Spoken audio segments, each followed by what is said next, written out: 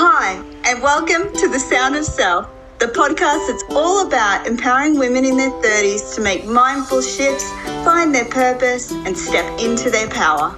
This podcast is not just about discussions, it's a movement. We're here to break through the barriers that hold women back from freely expressing themselves. The world needs your unique voice, and we're here to help you find it. So thank you for joining Jess and Erin on The Sound of Self.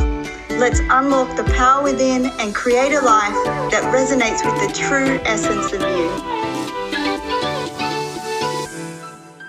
Hey folks, so we're going to talk about self-expression today. I believe it can be a very big word. It covers a lot of arenas and is exactly why I absolutely love talking about self-expression. It's one of my favorite topics. So from working as a music teacher and musician over the past 10 years, I've seen firsthand effects of healthy self-expression via creative tools, songwriting, singing, learning an instrument.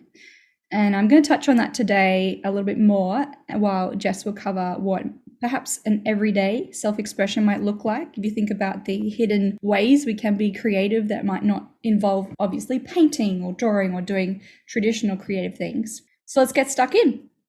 So my own experience with self-expression has been a long journey. As a child who grew up around many musical instruments, there was always random things around the house like violins and tubas and guitars and pianos, and I was a very curious child, so I would just go and play on those and see what it sounded like. But as we were reflecting about this, Jess, it's interesting how if you think about what your life would be without that self-expression, I imagine as a child, it wasn't an easy childhood. I'm going to be honest, like I grew up in an environment that there was, quite a lot of neglect and not always the best parenting that could be for a healthy childhood. And for that reason, I did lean into creativity and self-expression and journaling and playing my emotions through songs because I didn't have any brothers or sisters growing up. I grew up as an only child.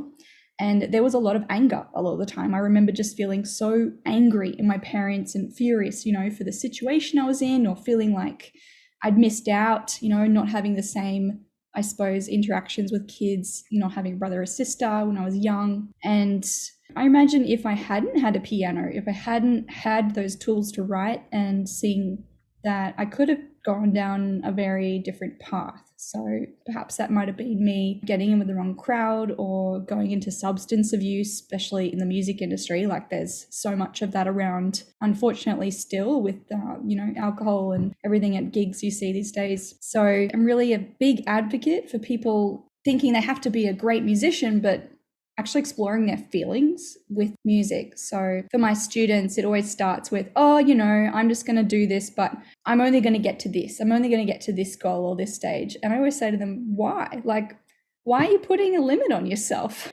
Is that because you're afraid to feel those emotions when you start doing the work and learning the instrument and actually writing? Or is it because someone else told you that couldn't?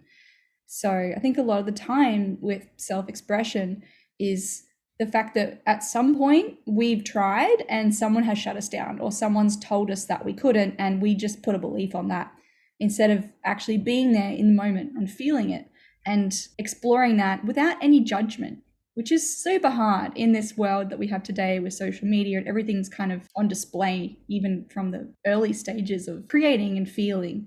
So yeah, what's your take on it, Jess?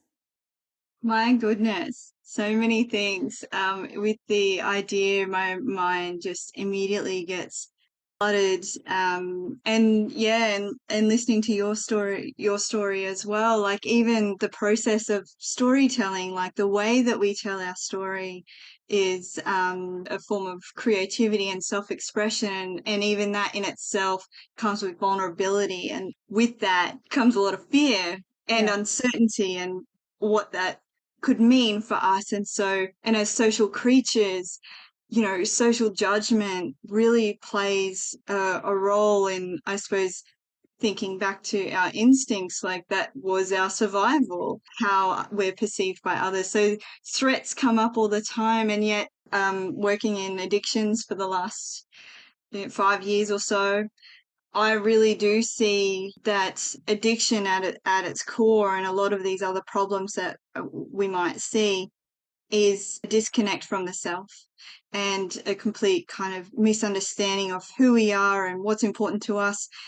When we're disconnected from ourselves, we are likely to reject our emotions or reject any kind of type of vulnerability, which I think creativity through the process and self-expression, that allows us to kind of draw it out from us and see it in front of us and explore that and get to know ourselves. And maybe what was really scary before is not so scary at all. We can actually build this beautiful relationship that's authentic with ourselves rather than a facade.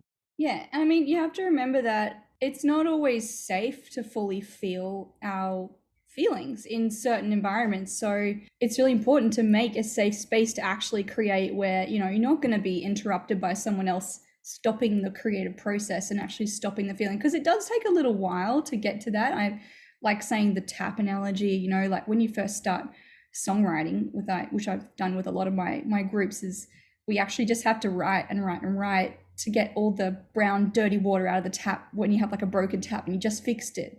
And it's funny how quick we are to judge ourselves in that when it's the tap water, it's a brown icky tap water, and then if we keep going, we push through that, you get that beautiful clean water that comes through.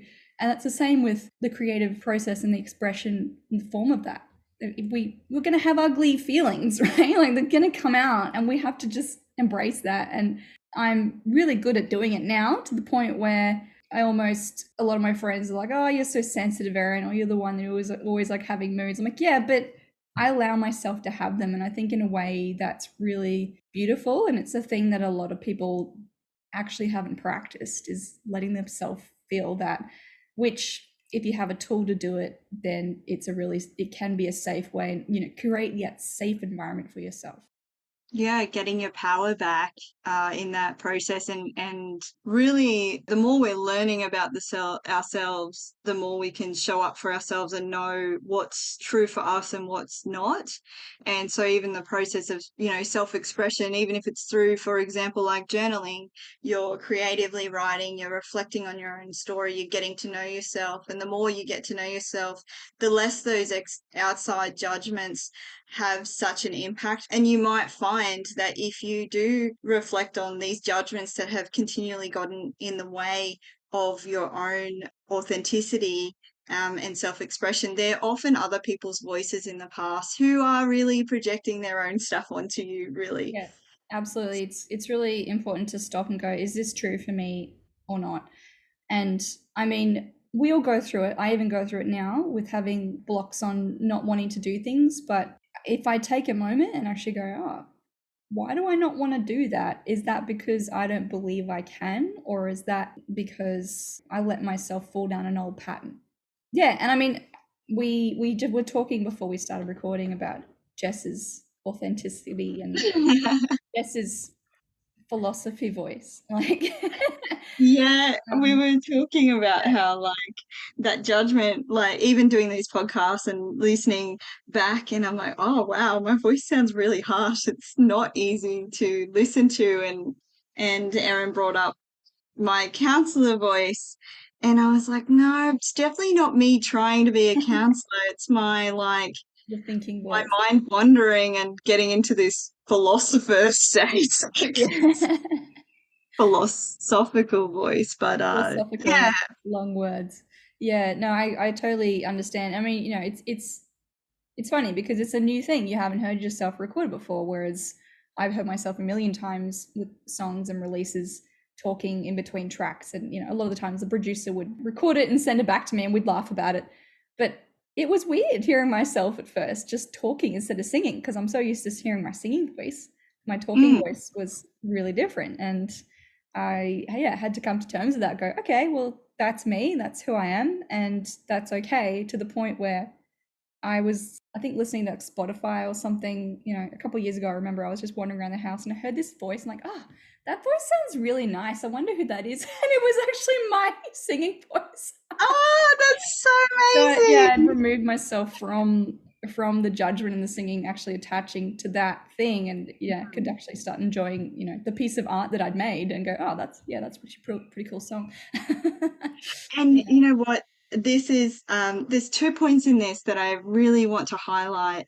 One is that by buying into the thoughts and the judgments that tell us or threaten us in a way that we may have the urge to stop what we're doing and stop dead in our tracks, probably turn the tap off when that dirty water is flowing, that really is a disservice to others as well. It's a disservice to ourselves and it's a disservice to others. So, for example, with your music, Erin, people really connect through emotion and through that music, and you could have and you can really impact on people in a meaningful way through your self-expression. And had you turned that tap off, they miss out on that, and you miss out on this deeper relationship with yourself through that learning process. And the other key point that I would like to make is that the way that we suspend that judgment and kind of, I suppose, turn that tap back on is by flipping our role from this kind of protector to more of a curious child. Yes. One that is I love that. excited Yeah. and interested. And that's where the true inspiration comes, when we make space for playing and feeling just like a child would. I've had some of the best ideas when I've just been on holiday or just been doing really menial things that are not sitting down and going, okay, I'm going to paint a masterpiece now. It's just making space for it. And that's the beauty of the everyday, which if we come to the end of this, and we wrap it up with a bow, I think that would be a great place for people to start, is to just actually making space for themselves to express the feelings they have, and then scheduling a time to choose a tool for that, whether that is drawing or singing or learning an instrument or journaling, actually Cooking. cooking, anything. so many things. Creativity is DIY, whatever it floats your boat, really. Yeah.